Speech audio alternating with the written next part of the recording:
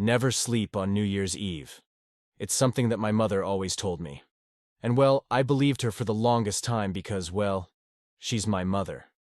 I always assumed that it was because she wanted me to be the runner at her little New Year's party. She would invite her friends over, and they would drink and play cards. I would be forced to fill glasses and refill the cheese and crackers. Then when the clock struck midnight, everyone would leave, and I would be rushed off to bed. I'm older now, moved in with some friends, and got a new job. This new job had been working me crap hours. I had to cover for all people who quit or didn't bother showing up. That meant overtime on overtime. I, being naive, easily accepted it even though it was killing me slowly. So when I finally got off early on New Year's Eve, I thought that I would try and party a bit.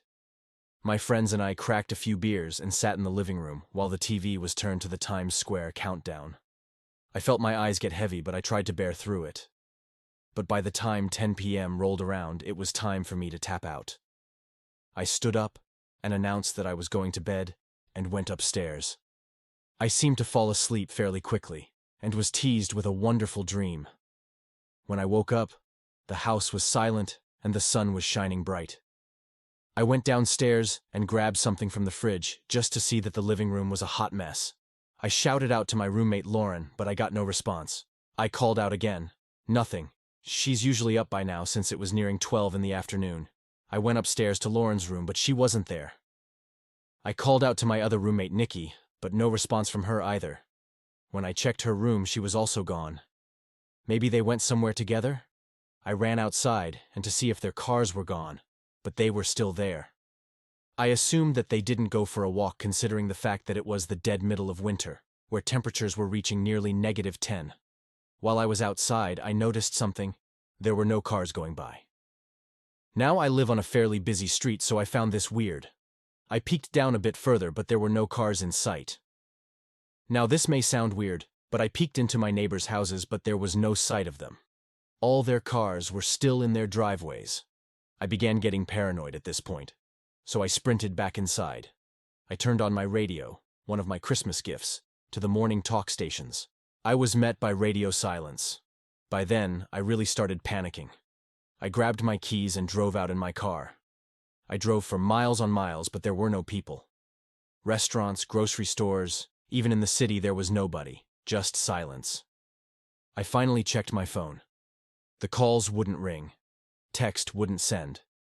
And most of all, the date read January 1st, 2021. I came to the conclusion that I was trapped alone in the same year, like the year had repeated itself. At first, being alone was scary. Then it was kind of fun. I would go around exploring buildings I had never been in, sleep in 5-star hotels, walk into celebrities' mansions, and take anything I wanted from stores.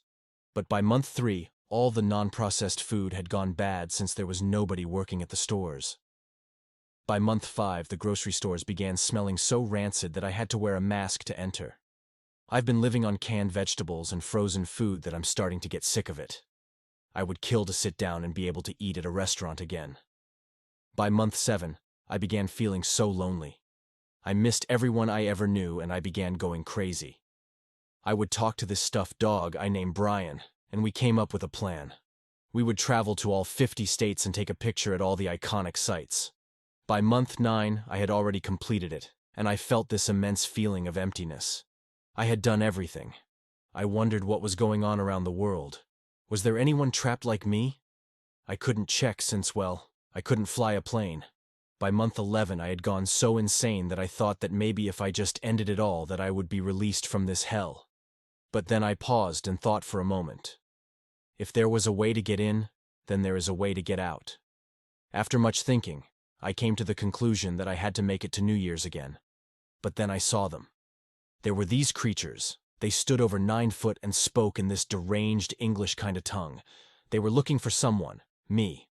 I got the sense that I should run, so I did. It's December 21st, 2021 right now, and I'm hiding out in California. Though I can't stay for long. Those things have been following my tracks and they're quickly catching up. I'm afraid that I won't make it to the end of the year to 2023. In case I don't, heed my warning as my mother warned me. Never sleep on New Year's Eve.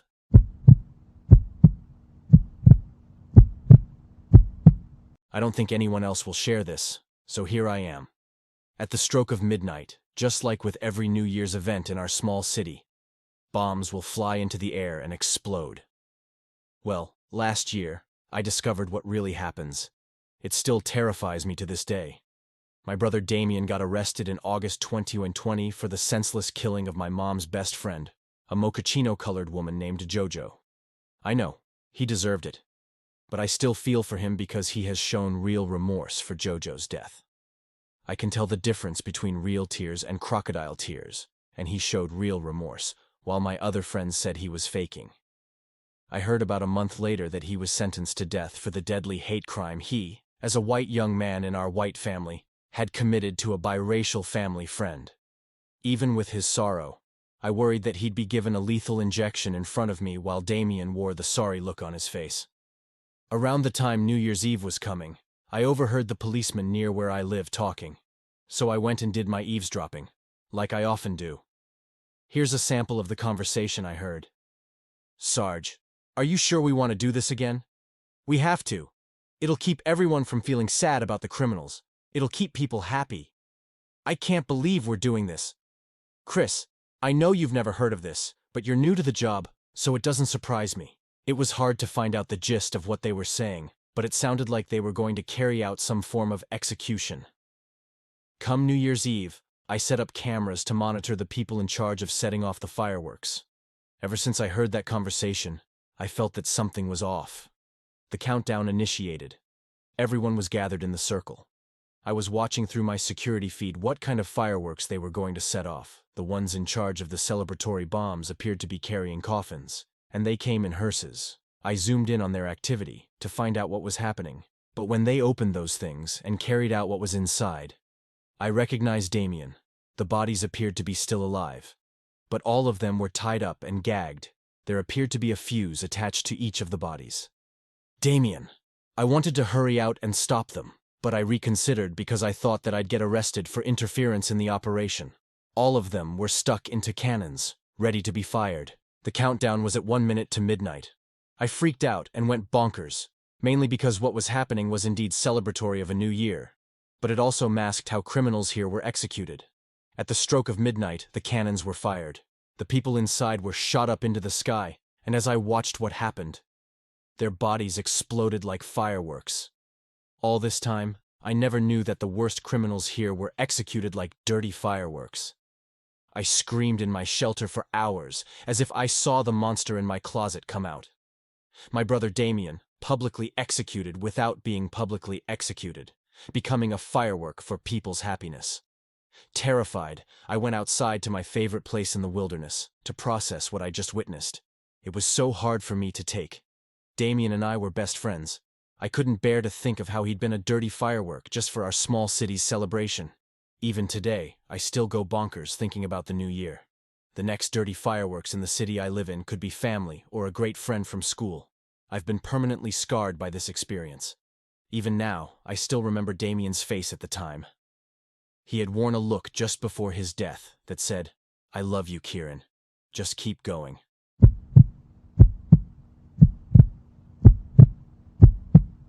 It was 10:30 of New Year's night. I was sitting on my couch, watching the news and waiting for the drop of the New Year ball. I mean, there wasn't much to do. I had my friends over there looked about as bored as me. I pulled up my computer to search around, to see what people are doing. It wasn't much of a surprise when I went on my Instagram and saw that everyone was getting ready to celebrate the New Year. I myself like Reddit, so I went on there and see what was going on. I looked around on Reddit for a bit, until I found something interesting. Here's what it said. Summon the New Year demon.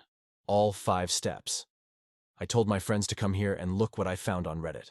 All 5 of them piled around me to see what can eat away their boredom.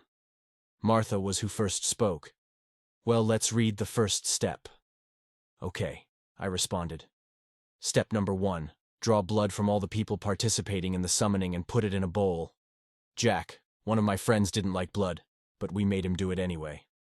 So done with that step, let's read step 2. I put my eyes onto step number 2 and began to read it.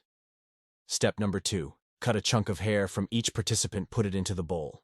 We all did as what it said. The girls took a little of persuading, but they came to and cut a chunk of their hair and put it into the bowl. Martha, the smart girl, said, "This doesn't seem like a good idea to continue this." But I told her that nothing was nothing to worry about. It was a harmless game to pass the time. She then gave me a simple okay, but I could tell she was feeling a little nervous. I put my arm around her. She was not my girlfriend, but I did love her. She put her head against my shoulder as I began to read number 3. Number 3. Everyone participating tell one of your dark secrets. Don't lie. You can't back out now. I asked, "Who wants to go first?" Jonathan said that he would like to tell his dark secret. Here is what Jonathan told us. "I killed a cat for no reason, but I was a kid at the time. No one judged him. We just went to the next person. Olivia, how about your dark secret?" She thought about it for a minute, then she said, "Well, when I was little, I pushed my friends down a mountain. Don't get a bad idea, he survived. After her, my other friends went, and what the rest of them said, I don't think I would want to put on here. Me myself, I had a dark secret, but I don't want to put it on here. After we all shared that with each other, we became closer friends and further apart at the same time. So all we can do is go to step number 4. Get something that will light the items in the bowl on fire, so that the beginning of the ritual can begin. Don't go to step 5 until everything has burned." I told Jonathan that I had a lighter in the kitchen. As he went to get that, I looked at the clock and it was 11:31. Looks like it is almost New Year's. Jonathan came back and I didn't even have to say anything, he just lit the contents that were in the bowl. I will say that it smelled really bad. By the expression of my friends, I can guess they felt the same way. We all watched parts of us burn in the bowl until Jack started to shake. He fell to the ground, shaking. I was about to call the game off until Jack came to and said that he was okay. Finally, I pulled my computer up until step number 5. The guiltiest person shall have their heart ripped out and eaten. I closed my computer down and said, "Okay, this game is done.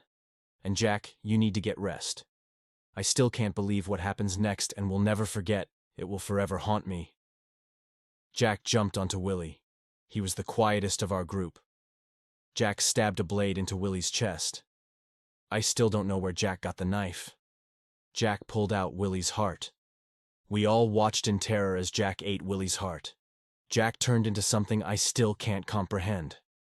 It burst towards us, killing Martha instantly, slaying my friends in cold blood.